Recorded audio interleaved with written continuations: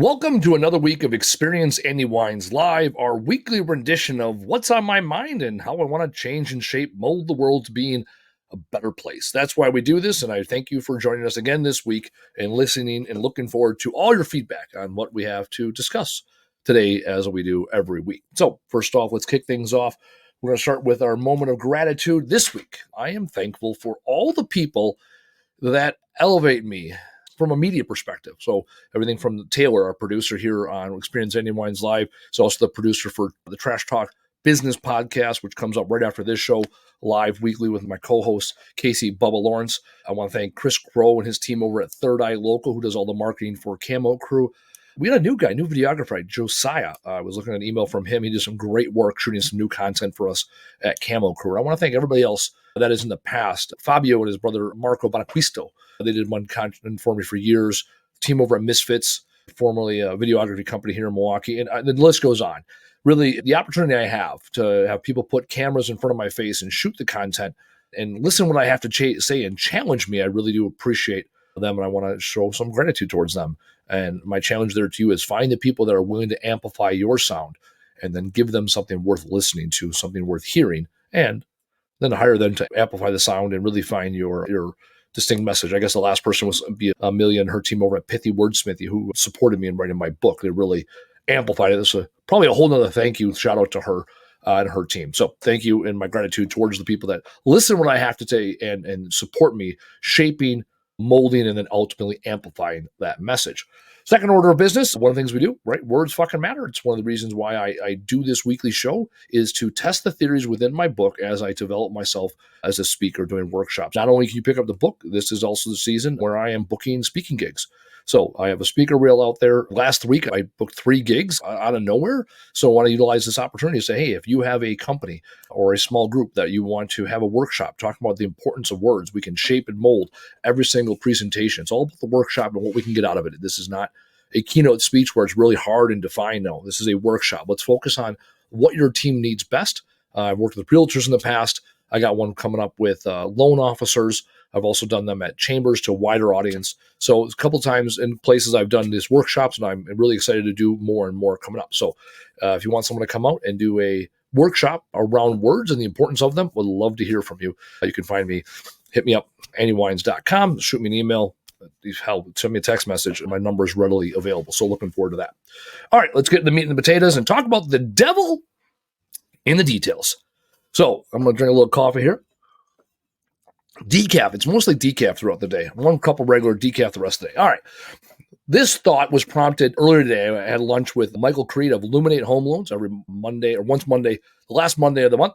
He does a roundtable lunch at Parkside 23 in Brookfield, Wisconsin. I always get the same thing, the shrimp and grits. It's delicious. Anyways, every week every month when he does this event, he proposes a question. And so his question this week is, what is something small and simple within your business that changes the way that you do business? And when you do it right, you do well. And when you do it wrong, you don't do so well. So first thing I thought about was, let's think about that word small and yet simple. And so I get twitchy when I hear words like small or large, when I hear words like easy or hard, because something small for one person can be really large for another. Something easy for you can be hard. Easy and small are words where we minimize the actions, the activities, the impact of what we're challenged with. And then words like hard and large, it exemplifies what we might be faced with. And so I want to eliminate those words and really focus on words like small or complicated, because now we take ownership.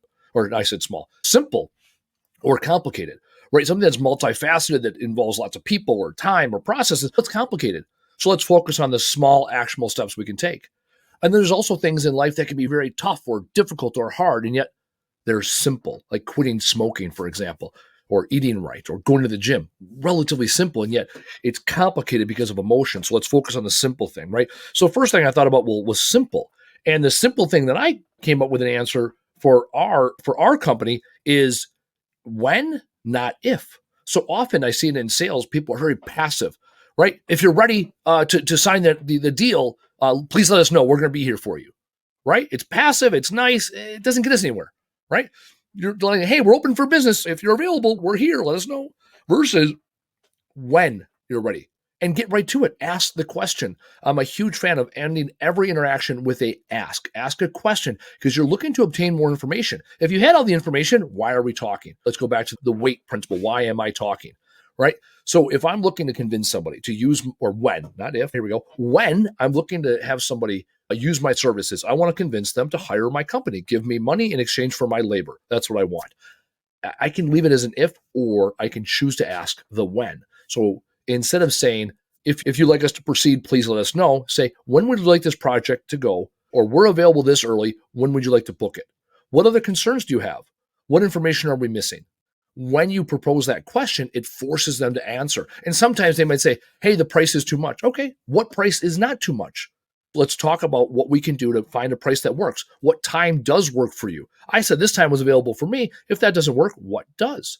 And now we can have this conversation where we're exchanging facts to get to an ultimate resolution. Sometimes there's not a time that's going to work. Sometimes there's not a price that's going to work.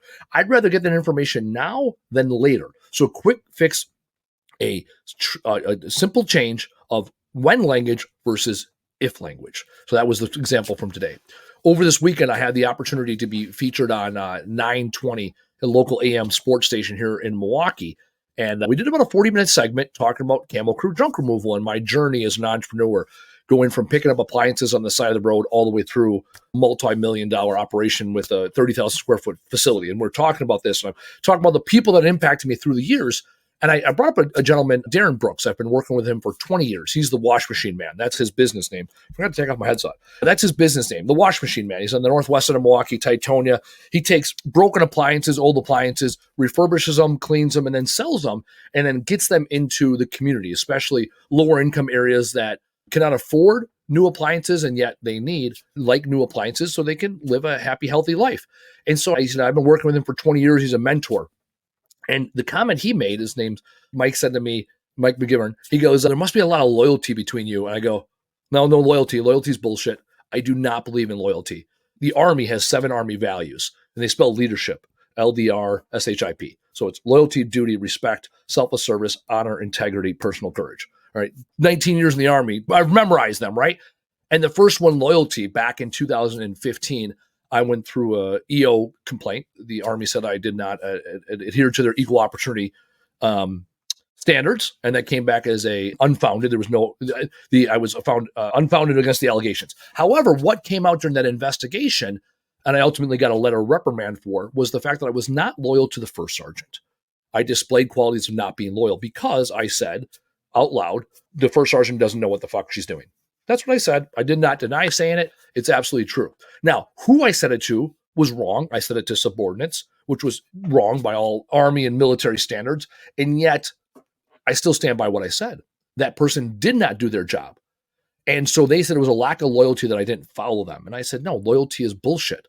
I need you to be the best you are. And that person chose not to be the best they are. I ultimately got kicked out of my platoon. And then I got kicked out of my company for that one phrase I said, that the first sergeant doesn't know what the fuck she's doing. At the end of the deployment, the first sergeant and the commander were both relieved because turns out they didn't know what they were doing. And I got subsequently promoted and transferred into the job that I had wanted. They got relieved. I got promoted. It all worked out. What I said was true. They didn't know what they were doing. And yet my lack of loyalty was on display and it was held against me. When I was on the radio show this Saturday, I corrected Mike and I said, no, it's not a loyalty. The reason I work with the Wash Machine Man, the reason I work with Darren is because 20 years ago when I was down and out, we worked together because we exchanged goods and services that were mutually beneficial. Now that we're both in a much better spot, his business has grown, my business has grown, we continue to work together because it's mutually beneficial. It works for him and it works for me. I don't go back to him because I've known him for 20 years. I don't go back to him because he supported me when I was down and out. No, I go back to him because he's still a good fit for me. And I think of that word loyalty. Often people stay in relationships out of loyalty, not because that person is good for them today. And so when you think about the devil in the details, what have you done for me lately is an absolute valid question to talk about. Think about what they've done for you and not focus on the loyalty. When I pushed back Mike and I said, loyalty is bullshit, and I didn't say bullshit. I said loyalty is not important or whatever I said on the radio. He goes, you know what, Andy? He goes, 99.9% of people would have never said anything. They would have just answered the question. He goes, I respect the fact that you gave me pushback. This was live on the radio, and I dismissed his question, and I gave him reason for it, and I explained my perspective, and he thanked me for it. And this is the beautiful thing. When 99.9% of people go one way, I want to be part of that 0.1% of people that go the other way, to see what is over there. And when you take the time to start listening to the details within conversations, you start picking things up. I was talking to my girlfriend this weekend about when her and I converse, or I'm having conversations with other people, and she asked, are you listening to the whole story? Or are you looking for individual words? And I said, I'm pretty much only listening to individual words. And often the individual words do not line up with the entire story, because people do this magical thing where they lie to themselves and others around them. And so we were watching some garbage TV this weekend. I watch garbage TV as much as everybody else. We were watching Love is Blind on Netflix. Whatever. The premise is the people meet each other or don't meet. They talk to each other in these cubes, and then eventually they decide, yep, they're the person I want to be with. And then, oh, that's what you look like in real life, and now we're engaged. Now we have a month to get married or something. I started watching at the tail end of the season. It was Friday night garbage television. And she's invested in the characters, and she's invested in the show. Not like over the top, like she's going to lose sleep over it, more like she knows what's going on. And I'm picking up halfway through. And I start listening to the way that people talked to each other. And the one couple, she said, she used a sentence, and she used it in the past tense. I felt this way about you, and then continued. And I looked at my girlfriend, I said, oh, they're about to break up. She goes, how do you know? I said, because she's talking in the past tense. Instead of saying I feel, she said I felt. And that's a huge difference. And often in crime cases, they do that. When a spouse or someone is missing and they start interviewing the family members, some family members that may or may not be involved or know that the person's dead and they ought not to be looking for them, they listen to what tense they talk about that person in. Do they consider them to still be alive or dead based off of the tense of the word? And it really is down to those details. And often that's the thing that cracks the case. And so when I'm watching this garbage TV, I'm not watching the overall story. I don't care about all that. I'm listening to the individual words they talk about. In a later segment, the one woman said, on a scale of 1 to 10, how nervous are you to meet my family? And that guy answered, I don't get nervous. I don't get nervous around people, and there's nothing to be worried about. And I literally paused the television and the TV, the Netflix. And I said, okay, see, that's bullshit. He's not answering the fucking question. What do you mean? She said. And I said, the woman asked a simple question. On a scale of 1 to 10, how nervous are you? She wants a number, and she also wants, how nervous are you? There's an answer there. And instead, he didn't answer either question. He didn't answer 1 to 10, and he said what he wasn't. I don't get nervous. Instead, he could have said, I'm a 1, because I'm confident in my ability in our relationship, and I really look forward to meeting your family. That displays, I listened to what you had to say. I instilled the confidence. Now, she also, the woman, started with a negative connotation. How nervous are you? Versus, how excited are you? Later in that same interaction, they talk about the don'ts. And she made a comment. I'm excited for your family, meet my family, but I'm worried you might say something off-putting, right? And now it's, hold on, which statement is true?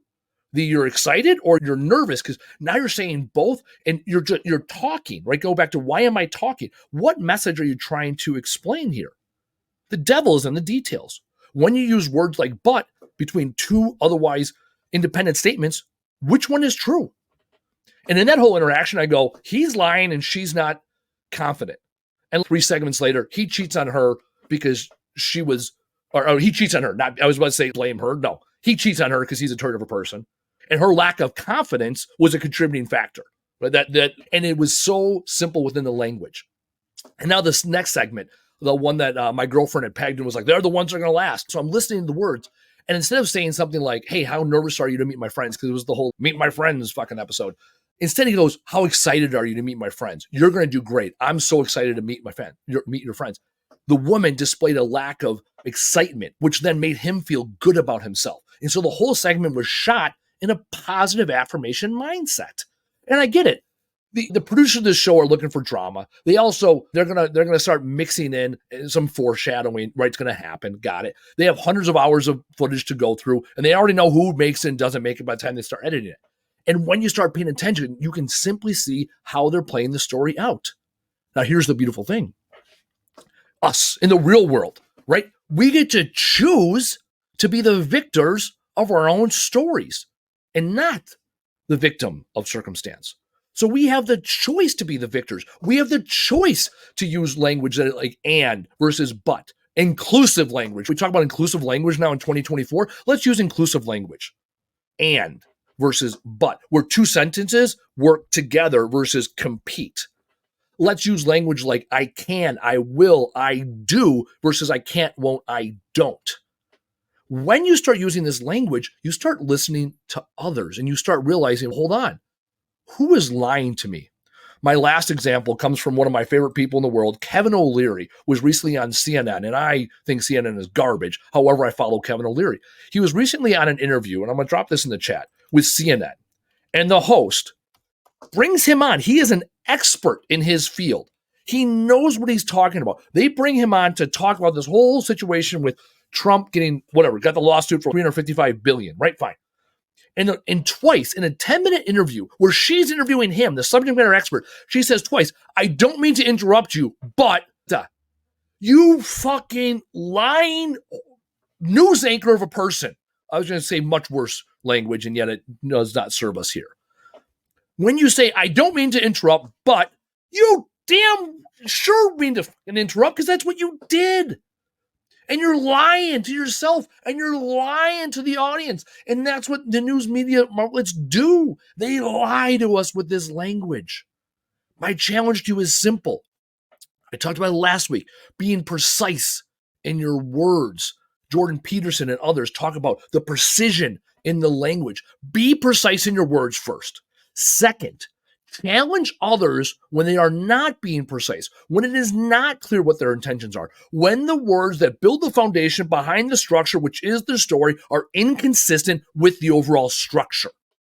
Challenge them. And finally, when you hear bullshit like you do on mainstream media, think for yourself. Disqualify and discredit the talking heads in our world that try to convince us that we're wrong and they're right, because they're bullshit rhetoric. My challenge to you in this week is very simple. Take the lessons learned today, move forward with them, share them with others, become the beacon within your world now that you have this new knowledge in front of you. I will see you next week on another episode of Experience Andy Wines Live, where I will be on vacation and yet still putting in the work, sharing my ideals with the world, because you, the audience, in this 15 minutes of my day is important to me. Between now and then, remember the 3 lessons of life that will get you through and overcome all of the challenges you may have. Do the fucking thing, tell the fucking world, and show the fuck up. We'll see you next week.